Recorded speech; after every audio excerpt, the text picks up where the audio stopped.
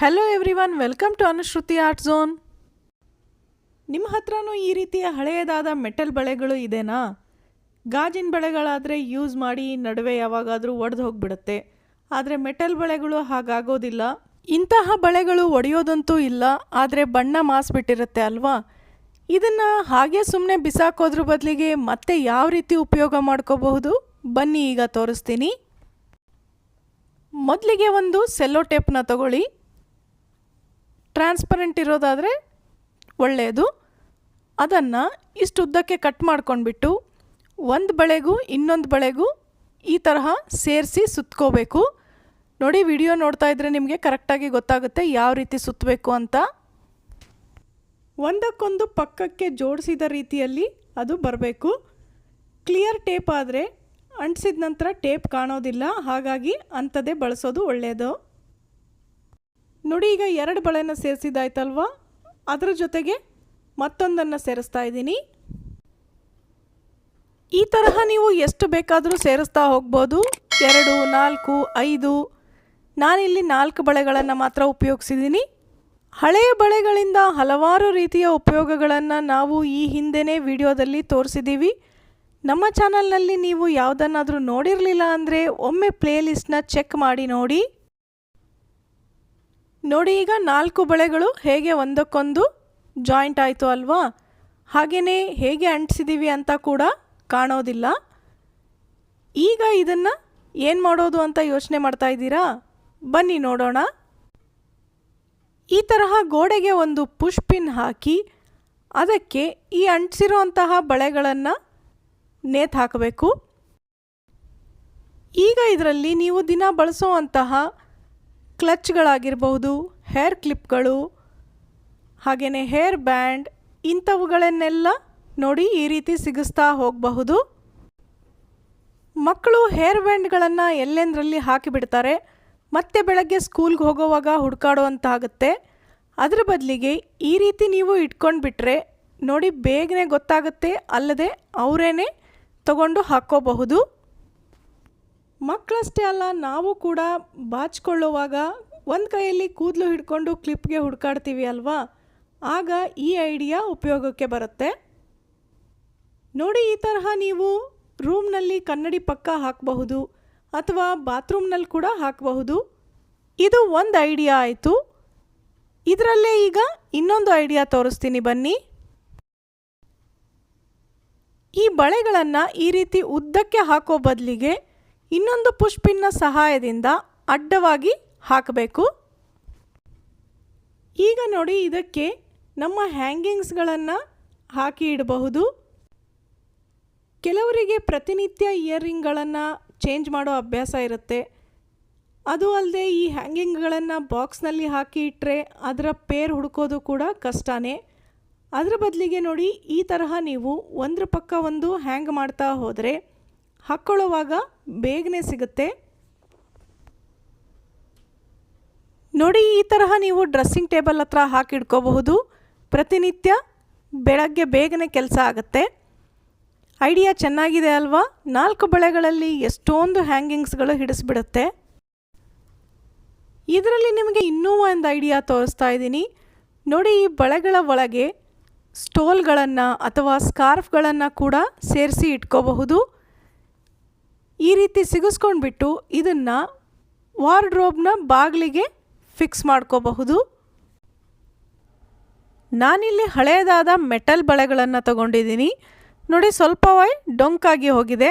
ಅದನ್ನಿಲ್ಲಿ ನಾನು ಪೂರ್ತಿಯಾಗಿ ಒತ್ತಿ ಉದ್ದ ಮಾಡ್ತಾ ಇದ್ದೀನಿ.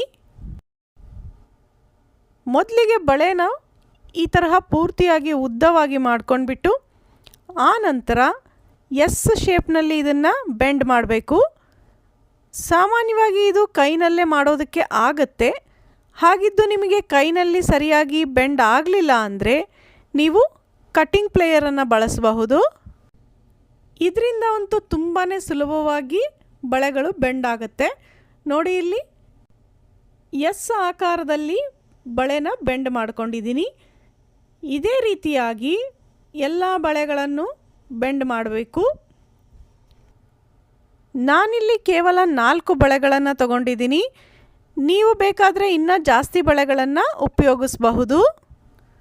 ನೋಡಿ, ಪ್ರತಿಯೊಂದು ಬಳೆನನ್ನು ಈ ರೀತಿ ಒತ್ತಿ ಸ್ಟ್ರೇಟ್ ಮಾಡಿ ಆ ನಂತರ ಅದನ್ನು ಎಸ್ ಆಕಾರದಲ್ಲಿ ಬೆಂಡ್ ಮಾಡ್ಕೊಳ್ಳಿ. ಕಟಿಂಗ್ ಪ್ಲೇರಿಂದ ಅಂತೂ ತುಂಬಾ ಸುಲಭವಾಗಿ ಆಗೋಗುತ್ತೆ. ನೋಡಿ, ಹೀಗೆ ಎಲ್ಲ ಬಳೆಗಳನ್ನು ಎಸ್ ಆಕಾರದಲ್ಲಿ ಬೆಂಡ್ ಮಾಡ್ಕೊಂಡ ನಂತರ ಇಲ್ಲಿ ನಮಗೊಂದು ಹ್ಯಾಂಗರ್ ಬೇಕಾಗುತ್ತೆ. ಹೀಗೆ ನೋಡಿ, ಒಂದು ಹ್ಯಾಂಗರಿಗೆ ಈ ಎಸ್ ಆಕಾರ ಮಾಡ್ಕೊಂಡಿದ್ವಿ ಅಲ್ವಾ, ಆ ಬಳೆನ ಒಂದು ಭಾಗವನ್ನು ಈ ತರಹ ಹ್ಯಾಂಗರ್ಗೆ ಸಿಗಿಸ್ಬಿಟ್ಟು ಮತ್ತಷ್ಟು ಒತ್ತಬೇಕು. ಅಂದರೆ ಅದು ಹ್ಯಾಂಗರ್ನಿಂದ ಹೊರಗಡೆ ಬರಬಾರ್ದು, ಆ ರೀತಿಯಾಗಿ ಒತ್ತಬೇಕು. ನೋಡಿ, ವಿಡಿಯೋದಲ್ಲಿ ನಿಮಗೆ ಚೆನ್ನಾಗಿ ಗೊತ್ತಾಗ್ತಿದೆ ಅನ್ಕೋತೀನಿ. ಈ ತರಹ ಅದು ಹ್ಯಾಂಗರ್ಗೆ ಸಿಕ್ಕಿ ಹಾಕ್ಕೊಳ್ಬೇಕು. ಇದೇ ತರಹ ಎಲ್ಲ ಬಳೆಗಳನ್ನು ಹ್ಯಾಂಗರ್ಗೆ ಫಿಕ್ಸ್ ಮಾಡ್ಕೋಬೇಕು. ನೋಡಿ, ವೇಸ್ಟ್ ಆಗಿರುತ್ತೆ ಅಂತ ಬಿಸಾಕೋ ಬದಲಿಗೆ ಅವುಗಳನ್ನು ಮತ್ತೆ ಯಾವ ರೀತಿಯಾಗಿ ಉಪಯೋಗಿಸ್ಕೊಳ್ಬಹುದು ಅಂತ ಯೋಚನೆ ಮಾಡಬೇಕು ಅಲ್ವಾ. ಆ ರೀತಿಯಾದ ವಿಡಿಯೋಗಳು ನಮ್ಮ ಚಾನಲ್ನಲ್ಲಿ ನಿಮಗೆ ತುಂಬಾ ಸಿಗುತ್ತೆ. ನೋಡಿ, ಎಲ್ಲವನ್ನು ಸಿಗಿಸಿದ ನಂತರ ಹೀಗೆ ಕಟಿಂಗ್ ಪ್ಲೇರ್ನಿಂದ ಮತ್ತೊಮ್ಮೆ ಒತ್ಕೊಂಡ್ಬಿಡಿ. ಹ್ಯಾಂಗರ್ನಿಂದ ಅದು ಉದುರಬಾರ್ದು. ಎಲ್ಲವನ್ನು ಒಂದು ಸಲ ಟೈಟ್ ಮಾಡ್ಕೊಂಡ ನಂತರ ಇದು ಈಗ ರೆಡಿ ಆಯಿತು. ಇದನ್ನು ಏನು ಮಾಡೋದು ಅಂತ ಯೋಚನೆ ಮಾಡ್ತಾ ಇದ್ದೀರಿ ಅಲ್ವಾ? ಬನ್ನಿ ಈಗ ತೋರಿಸ್ತೀನಿ. ನೋಡಿ, ಅಡುಗೆ ಮನೆ ಗೋಡೆಗೆ ಈ ರೀತಿ ಪುಷ್ ಪಿನ್ ಅಥವಾ ಒಂದು ಮೊಳೆ ಹಾಕಿದರೆ ಅದಕ್ಕೆ ಈ ಹ್ಯಾಂಗರ್ನ ಫಿಕ್ಸ್ ಮಾಡ್ಕೊಳ್ಳಿ. ಬಳೆಗಳನ್ನು ಸಿಗಿಸಿದ್ವಿ ಅಲ್ವಾ, ಅದೇ ಹ್ಯಾಂಗರ್ ಇಲ್ಲಿ ಹಾಕಬೇಕು. ಆ ನಂತರ ಈ ಎಸ್ ಆಕಾರ ಮಾಡಿದ್ದ ಬಳೆಗಳಲ್ಲಿ ನಾವು ಚಮಚ, ಟೀ ಸೋಸುವಂತಹ ಜಾಲರಿ, ಹಾಗೆಯೇ ತರಕಾರಿಗಳ ಸಿಪ್ಪೆ ತೆಗೆಯುವಂತಹ ಸ್ಕ್ರ್ಯಾಪರ್, ಇವೆಲ್ಲವುಗಳನ್ನು ಇದ್ರ ಒಳಗಡೆ ಸಿಗಿಸಿ ಇಟ್ಕೋಬಹುದು. ನೋಡಿ, ವೇಸ್ಟ್ ಆಗಿರುವಂತಹ ಹಳೆ ಬಳೆಗಳಿಂದ ಒಂದು ಕಿಚನ್ ಆರ್ಗನೈಸರ್ ರೆಡಿ ಆಯಿತು ಅಲ್ವಾ. ನಾನಿಲ್ಲಿ 4 ಬಳೆಗಳನ್ನು ಹಾಕಿದ್ದೀನಿ, ಹಾಗಾಗಿ ಕೇವಲ 4 ಐಟಮ್ ಮಾತ್ರ ನೇತಾಕೋಕ್ಕೆ ಸಾಧ್ಯ ಆಯಿತು. ಒಂದು ಹ್ಯಾಂಗರ್ನಲ್ಲಿ 6-7 ಬಳೆಗಳು ಕೂಡ ಹಿಡಿಸುತ್ತೆ. ನೋಡಿ, ಈ ರೀತಿ ಮಾಡೋದ್ರಿಂದ ಹ್ಯಾಂಗರ್ನಲ್ಲಿ ಎಲ್ಲ ಚಮಚ, ಟೀ ಸೋಸುವ ಜಾಲರಿ ಕೂಡ ಹೋಗಿಬಿಡುತ್ತೆ. ಒಂದೇ ಕಡೆಗೆ ಬೇಗನೆ ಸಿಗೋ ಹಾಗೆ ಕೂಡ ಆಗತ್ತೆ. ನಿಮ್ಮ ಅಡುಗೆ ಮನೆಗೂ ಈ ರೀತಿಯ ಒಂದು ಆರ್ಗನೈಸರ್ ರೆಡಿ ಮಾಡ್ಕೋತೀರಿ ಅಲ್ವಾ. ಈಗ ಬನ್ನಿ ಇನ್ನೊಂದು ಐಡಿಯಾ ನೋಡೋಣ. ಇದೇ ರೀತಿಯ ಮೆಟಲ್ ಬಳೆಗಳನ್ನು ಇಲ್ಲಿ ಬಳಸ್ತಾ ಇದ್ದೀನಿ, ಆದರೆ ಇಲ್ಲಿ ಯಾವುದೇ ಬಳೆಗಳನ್ನು ಬೆಂಡ್ ಮಾಡ್ತಾ ಇಲ್ಲ. ಪೂರ್ತಿಯಾಗಿ ರೌಂಡ್ ಇರುವಂತಹ ಬಳೆಗಳನ್ನೇ ಬಳಸ್ತಾ ಇದ್ದೀನಿ. ನೋಡಿ, ಅದಕ್ಕೊಂದು ಹ್ಯಾಂಗರ್ ಕೂಡ ಬೇಕಾಗುತ್ತೆ. ಈ ಹ್ಯಾಂಗರ್ ಮುರಿದು ಹೋಗಿಬಿಟ್ಟಿದೆ. ಆ ಮುರಿದೋಗಿರುವಂತಹ ಹ್ಯಾಂಗರ್ನಲ್ಲಿ ಈ ಬಳೆಗಳನ್ನು ಸೇರಿಸ್ಕೊಂಡ್ಬಿಡಿ. ಮುರಿದು ಹೋಗಿರುವಂತಹ ಹ್ಯಾಂಗರ್ ಕೂಡ ಇಲ್ಲಿ ಉಪಯೋಗಕ್ಕೆ ಬರ್ತಾ ಇದೆ ಅಲ್ವಾ.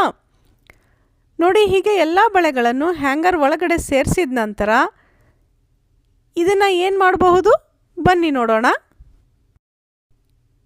ಇಲ್ಲಿ ನೋಡಿ, ಈ ಹ್ಯಾಂಗರನ್ನು ಕೂಡ ನಾನು ಒಂದು ಕಡೆಗೆ ನೇತು ಹಾಕಿದ್ದೀನಿ.